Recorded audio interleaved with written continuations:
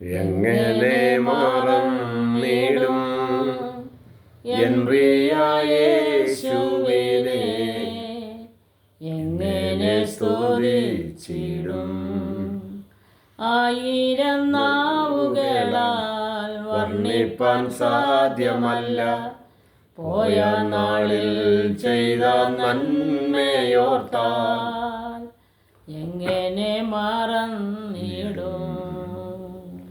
ആയിരം നാവുകളാൽ വർണ്ണിപ്പാൻ സാധ്യമല്ല പോയ നാളിൽ ചെയ്ത നന്മയോർത്താൽ എങ്ങനെ മറന്നിടും. Praise the Lord. നമ്മെ മറക്കാത്തൊരു ദൈവമുണ്ട്. മനുഷ്യരെല്ലാം ഒരുപക്ഷെ നമ്മൾ മറന്നു പോകും. നമ്മുടെ സ്നേഹിതന്മാർ, നമ്മുടെ സ്വന്തക്കാർ, ചാർച്ചക്കാർ പെറ്റം പോലും മറന്നു പോകും. എന്നാൽ മറക്കാത്ത ഒരാളെ ഭൂമിയിലുള്ളൂ. ദൈവം പറയുന്നത് നമ്മുടെ ദൈവമാണ്. ആ ദൈവത്തിൻ്റെ വലിയ സ്നേഹം അനുഭവിക്കാനായിട്ട് ദൈവം തന്ന വിലയേറിയ അവസരത്തെ ഓർത്ത് സ്തോത്രം ചെയ്യുന്നു. തിരുവചനം പഠിക്കുമ്പോൾ ലോകത്തിലെ ഏറ്റവും ജ്ഞാനിയായി കാണുന്നൊരു വ്യക്തിയുണ്ട്. ഇസ്രായേലിലെ മൂന്നാമത്തെ രാജാവ് ശലോമോനാണ്.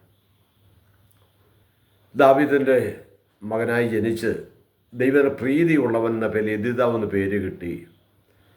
2 പ്രാവശ്യം ദൈവപ്രതിഷ്ഠ ലഭിച്ച് ഒരിക്കൽ 1000 ഹോമയമൊക്കെ കഴിച്ച് ദൈവത്തെ പ്രസാദിച്ചപ്പോൾ ദൈവം തന്നോട് ചോദിക്കുന്നു, ശലോമോനെ, നിനക്കെന്തു വരം വേണം? താൻ പറഞ്ഞൊരു കാര്യമുണ്ട്. ധനമോ മാനമോ സമ്പത്തോ സത്യസംസ്കാരമോ ഒന്നും ചോദിക്കാതെ ദൈവിക ജ്ഞാനം ചോദിച്ച് ദൈവത്തിന് പ്രസാദമായി എന്നും, ദൈവിക ജ്ഞാനം മാത്രമല്ല തനിക്ക് ലഭിക്കേണ്ട എല്ലാ ഭൗതിക നന്മകളും കൊടുത്ത് ഏറ്റവും അനുഗ്രഹിക്കപ്പെട്ടവനായി ശലോമോനെ ദൈവം ഉയർത്തി. ആ ശലോമോൻ ദൈവത്തിന് വേണ്ടി അതിമനോഹരമായ ഒരു ആലയം 7 വർഷം കൊണ്ട് തീർത്തു. അവിടെയും 1,20,000 ആടിനെയും 10 കാളയും അർപ്പിച്ചു. ഇതെല്ലാം നമ്മൾ തിരുവനന്തപുരം വായിപ്പാനിടയാകും. എന്നാൽ ഇന്ന് രാവിലെ നമ്മൾ ശ്രദ്ധിക്കാനായിട്ട് പോകുന്ന കാര്യം, താൻ എഴുതിയ ഓരോ അധ്യായത്തിലും നീതിമാന്മാരെക്കുറിച്ചും ദുഷ്ടന്മാരെക്കുറിച്ച് പറയുന്ന ചില പരാമർശങ്ങളുണ്ട്. അത് നമ്മൾ രാവിലെ ചിന്തിക്കാൻ പോവുകയാണ്. ഇത് ചിന്തിക്കുമ്പോൾ, ദൈവമേ, ഞാൻ ഈ വചനപ്രകാരം ഒരു നീതിമാനായിട്ട് ജീവിക്കുന്നുവോ അതോ ദുഷ്ടനായിട്ട് ഞാൻ ജീവിക്കുന്നുവോ? ഈ ഭൂമിയിൽ നമ്മൾ കാണുമ്പോൾ ഈ 2 ടൈപ്പ് ആൾക്കാർ ഭൂമിയുടെ പരപ്പിലുണ്ട്. ശലോമോൻ തന്നെ പറയുന്നു, ദൈവമേ, എനിക്ക് അധികം സമ്പത്ത് തന്നു ദൈവത്തെ ഞാൻ മറക്കാനും ദുഷ്ടനായി തീരാനും ഇടവരരുത്. ദാരിദ്ര്യം തന്നിട്ട് ഞാൻ ദൈവത്തെ ദുഷിക്കാനിടയാകരുത്. എനിക്ക് അന്നൊന്നും വേണ്ടതെല്ലാം തന്ന് പോഷിപ്പിച്ചാൽ മതി എന്നൊരിക്കൽ പ്രാർത്ഥിക്കാനിടയായി.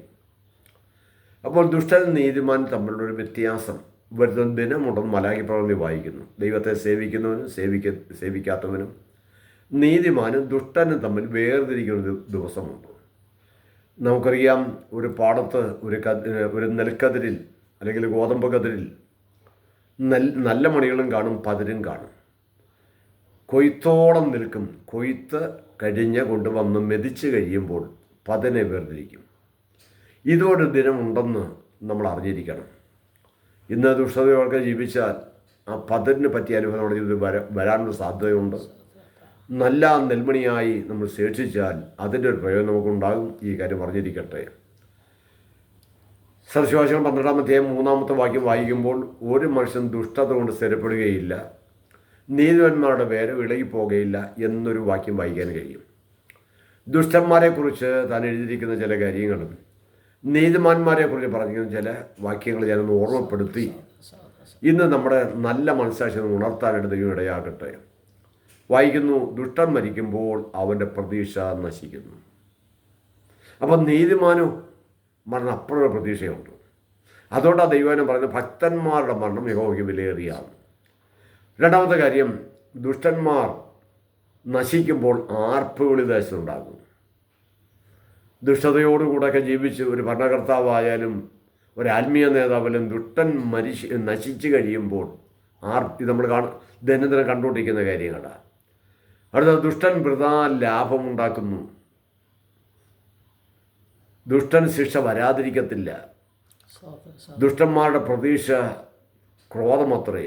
ദുഷ്ടൻ പേടിക്കുന്നതിനെ അവന് ഭവിക്കും. ദുഷ്ടതയെ സമ്പാദിച്ച നിശ്ചയങ്ങൾ നിലനിൽക്കത്തില്ല. ദുഷ്ടനോ തൻ്റെ ദുഷ്ടത കൊണ്ട് അവൻ പ്രതീക്ഷിച്ച ഉയരത്തേക്ക് വരാൻ കഴിയത്തില്ല. എന്നീ കാര്യങ്ങളൊക്കെ പറഞ്ഞിട്ട് നീതിമാന്മാരെക്കുറിച്ച് പറയാനായിട്ട് പോവുകയാണ്. അതിനിടയിൽ ഒരു കാര്യം ഓർപ്പിക്കട്ടെ.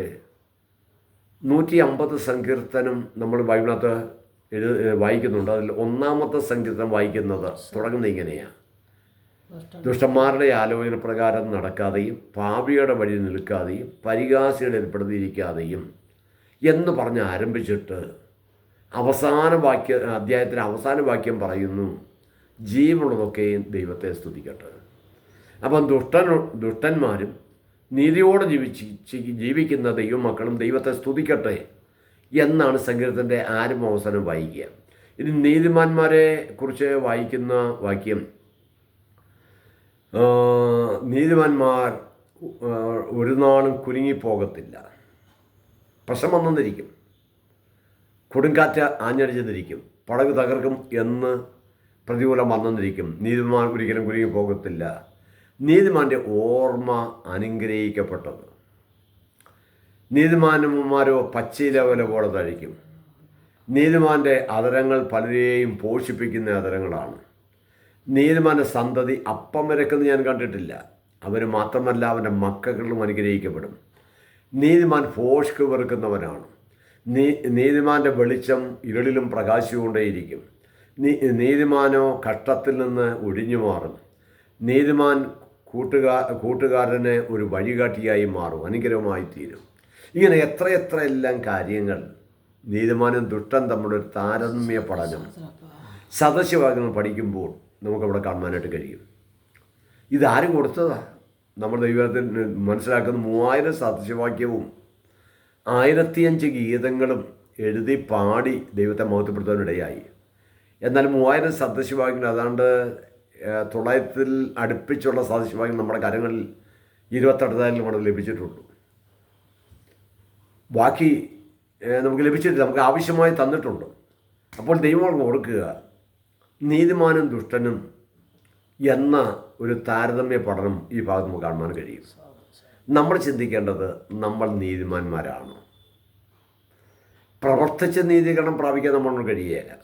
അങ്ങനെ പ്രാപിക്കാൻ ആരും കഴിയത്തില്ല. ബൈബിൾ പഠിപ്പിക്കുക, നമ്മുടെയൊക്കെ നീതിപ്രവൃത്തി കറവരുടെ തുണി പോലെ ഒന്ന് എഴുതിയിരിക്കുക. പിന്നെ എങ്ങനെ നമ്മൾ നീതീകരിക്കപ്പെടുന്നത്? വിശ്വാസത്താൽ, ദൈവത്തിൻ്റെ വചനത്താൽ, യേശുവിൻ്റെ രക്തത്താൽ, പിന്നെ പരിശുദ്ധാത്മാവിനാൽ ഒക്കെ നീതീകരണം വിശദീകരണം പ്രാപിക്കാനായിട്ട് കഴിയും.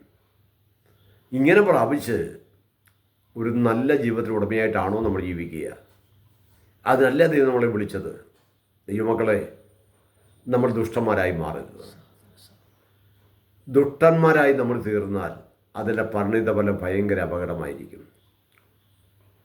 ദുഷ്ടന് കലങ്ങി മറിയുന്ന കടൽ തിരക്ക് സമന. അവനൊരിക്കലും സമാധാനമില്ല.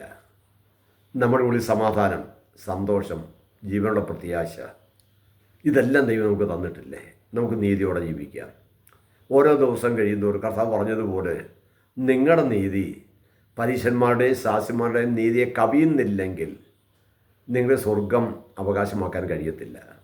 നമുക്ക് അങ്ങനെയാകാം, സമർപ്പിക്കാം.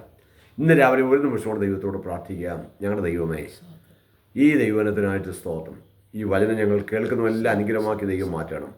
നീതിമാനായിട്ട് ജീവിക്കുവാൻ ഞങ്ങൾക്ക് അവസരം ദൈവം നൽകണം. കരങ്ങൾ സമർപ്പിക്കുന്നു യേശു ക്രിസ്തുവിൻ്റെ പരിശുദ്ധ നാമത്തിൽ തന്നെ. ആമേൻ. God bless you. ദൈവം എല്ലാവരെയും അനുഗ്രഹിക്കട്ടെ.